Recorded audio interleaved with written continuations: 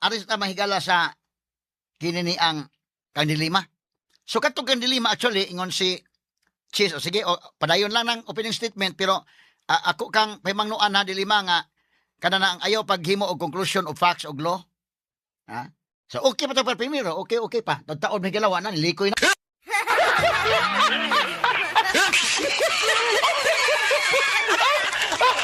Ay og wa to object kay mahigala sa defense, mapasagdan gito.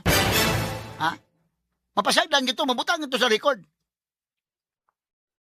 Og nagpaduka-duka ang defense ato, ang abogado mahigala og wa mag-abtek nga nagbantay. Awa man padayon tos Dilima wa toy tatsa. Pero abtik man sa mahigala defense. Na-objectan gyud.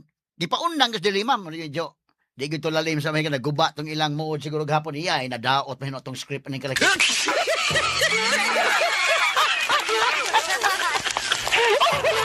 Mo na kalainan karon sa impeachment trial kay lahi ba sa una sa didto sa ilang House of Representatives, ilang balay, sila'y mabuot.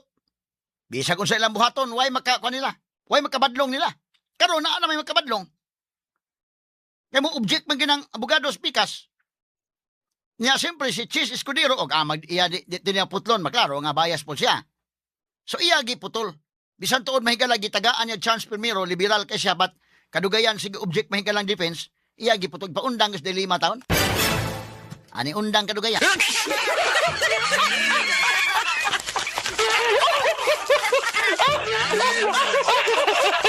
I submit, Your Honor. Pero Permiro, di pa padayon, pagpadayon. Ay, padayon si Lima na. Balik na po mahigala ko. In fairness, mahigala, di ko manaway ng kini mga abogado, pikas puro si mga banggitan. Inon talang. Kaya nga no, lain sa kaya mga higala, manaway ta. Puro si kamao. Kini sa ang prosecution, kasabot ko sila niya, kining ato, di gini ma-objectan kita ani, pero uroy dig makalusot.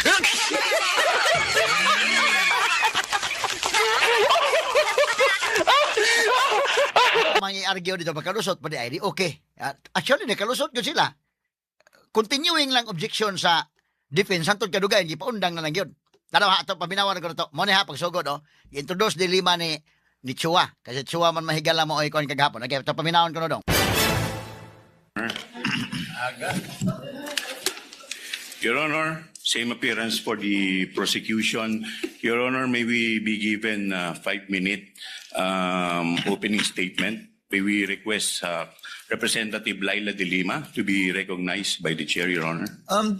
The Chair would like to remind the Honorable De Lima, if indeed she will make an opening statement, to kindly avoid conclusions of both fact and law, as we have previously agreed upon and raised by the defense in previous hearings, and as pointed out by several senator judges. With that conditionality, the Honorable De Lima may proceed with her opening statement. Your Honor, may we comment on that matter? Yes, what is the pleasure of Attorney Paul? Your Honor, I'd like to apologize for having to comment on this matter, but as far as I recall, the presiding officer already made a ruling before against opening statements, Your Honors. Again, I will be very conscious, Honorable De Lima, with respect to statements of fact and law that are not coming out from the mouth of any witnesses you will be presenting. So kindly be precise and short with respect to your opening statements. Okay, pause. You may proceed, ma'am. Subject to... Pause, adong. Masa man pasabot ana. Si ingon si Congressman Chua nga, Your Honor, mga 5 minutes nga mag-opening statement si Dilima. Budiskurso ba manghiga? Hindi ko mga politiko may hilig kinig diskurso. Bisag asa kanang politiko may kala lamano diskurso. Bisag mo adto pa ning namatyan inay malis mo diskurso ni. Bisag mangugos pagbunyag mo diskurso na.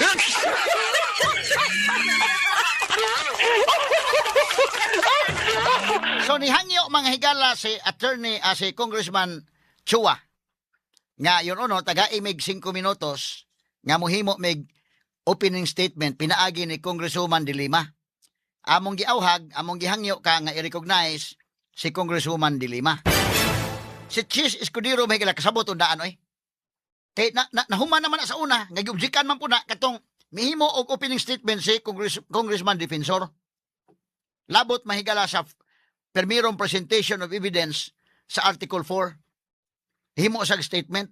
Diujikan to sa defense. Mo to nakahimo nagruling si Chis Escudero ana. Kamantay mo si Chis, kasabot mo Chis. Mo to iyan ang daanggi. Inan nga, basta walay conclusion sa law ha. Allow ni Chis. Pero comment mahigala si Puwa. Korektong kang puwasan.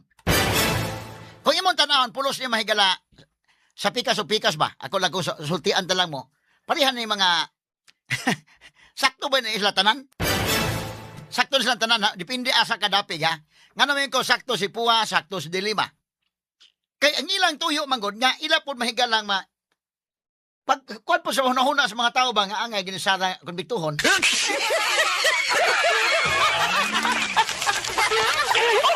So kanang kang Puwa, labi na witnesses nila Tagalanbang. Wa man tong mga witnesses wala maingon yan establishar nga unsa. Pero og imong himuan og opening statement nindot nga pag-istorya, ang mga maminaw nga mga tao makaingon nindot man pagkahimo. So katong ang Puwa, iyang gipasultis Dilima hangyo sa korte nga pahimuon og opening statement. Ngadto man tumiyaw-yaw mga higaras Dilima. Katong ang Dilima pod, karaan guni mga abogado kasabot guni. Dita presumption na to mahigala nga kini pulos ni mga antigo. Kasabot sa daan ani nga kini objekan gani atong kuan ani. Di man ni pwede gid actually sa korte. Pero atong i-argue nga sui generis man inana, no? Basig mo okay ra. Kaduha liberal man pud mahigala ang presiding officer. Gitugutan ni Chis pero ni comment mahigala din sa Puwa. Sakto po nang kang Puwa nga comment. Why? Because there was already a ruling before nga gihimo. Your Honor, di na pwede. Pero si Chis, kasi may masunod, kasi man maoy presiding officer, iyang gipahimangnuan. Sige, okay lang, move lang, pero pahimangnuha, way conclusion of law. At tugutan yun. So, ang iyang ruling, itugutan yun sa Dilima. May gani abtiks Puwa pag abot sa tungab, objection na pod. Ha? Kaya gwa to object kay mahigala, mapadayon gito. Ako di man kumutuo nga, inusintis Dilima wa sa kabawa na. Pero kato ila sagol to nga pang kon ba lang.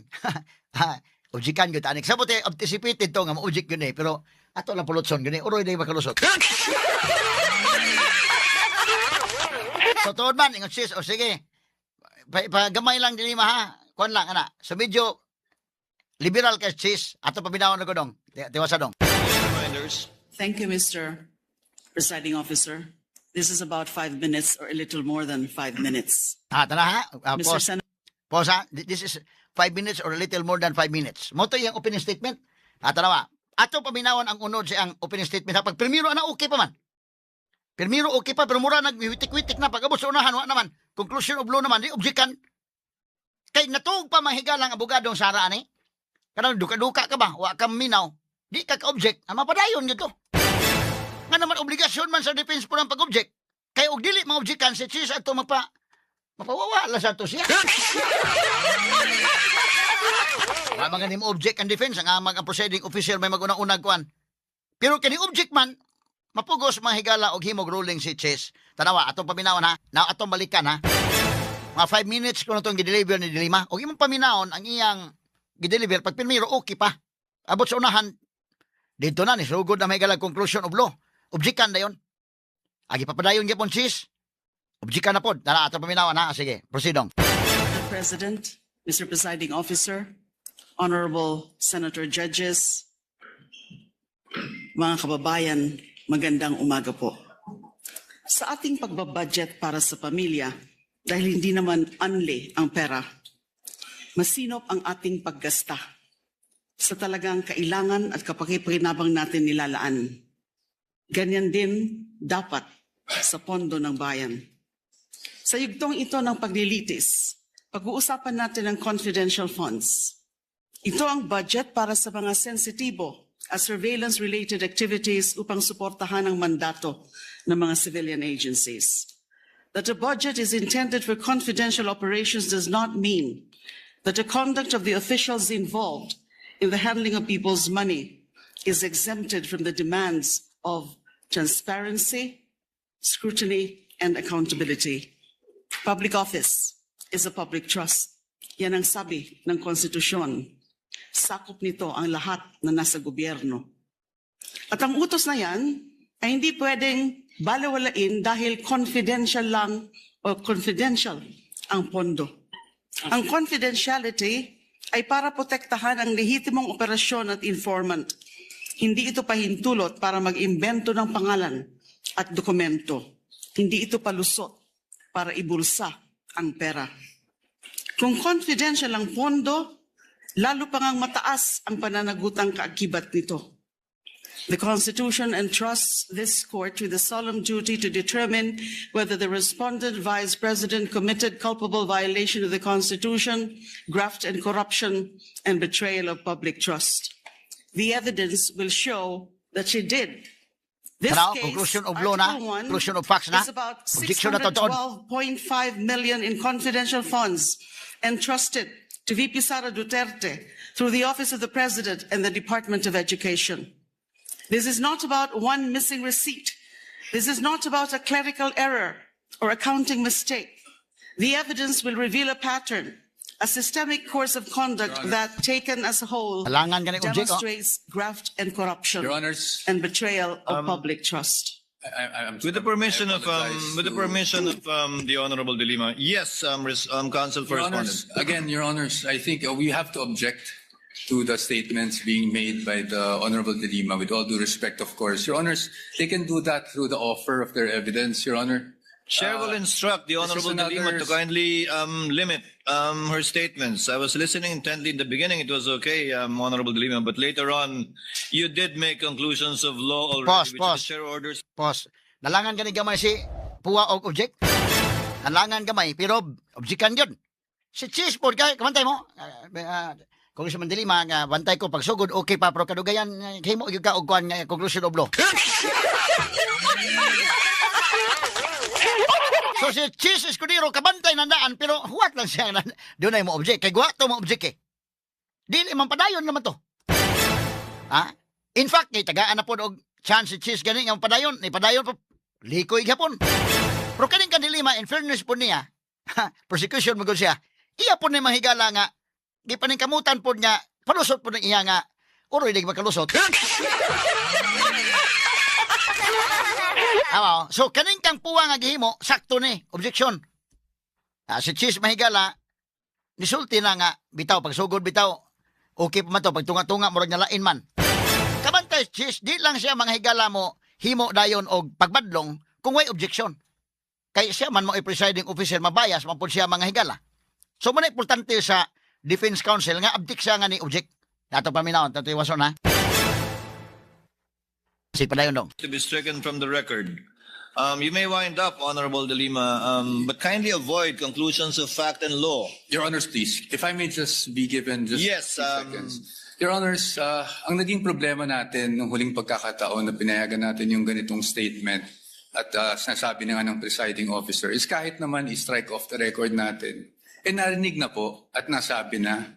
So to allow, Your Honors, again, a continuation of such is really goes into the matter of fair play, Your Honor.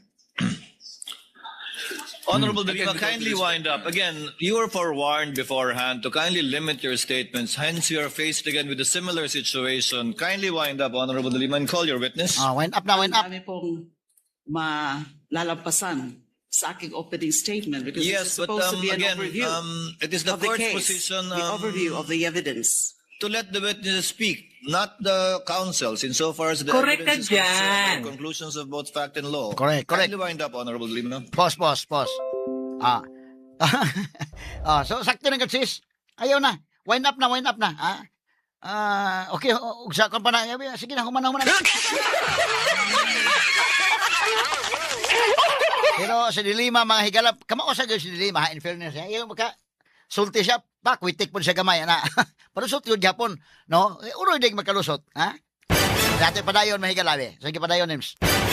I submit to your honors, and so I will wind up. Wind up na kuno siya. Pero padayon Japon na gamay, tama na. Kapag ang isang impeachable officer, tulad ng pangalawang Pangulo, ay nabuso ang kapangyarihan sa paraang sumisira sa accountability, Same o objection, sumusuway Your sa Honor. Same pananagutan, objection. dapat pa ba siyang pagkatiwalaan? Dapat pa ba siyang manatili sa pwesto?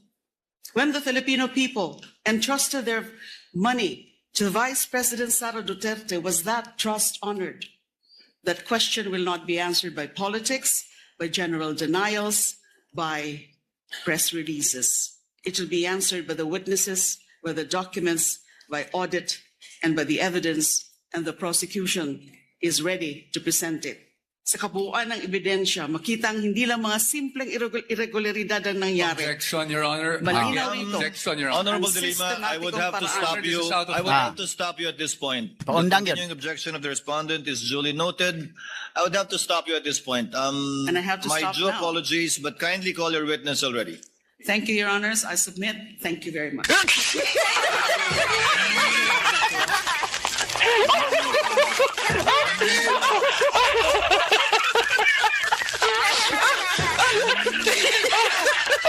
Mga gyud mga higala, no? Ay paundang gyud mga sukit ti paminaw. Ipaundang gyud taon mga kagalaan kay wa na. Di na to kwan likoy na tong iya gyud actually. So gisigihag object mga higala sa defense mo na mahigala nga napaundang gyud mga sukit ti paminaw pastila.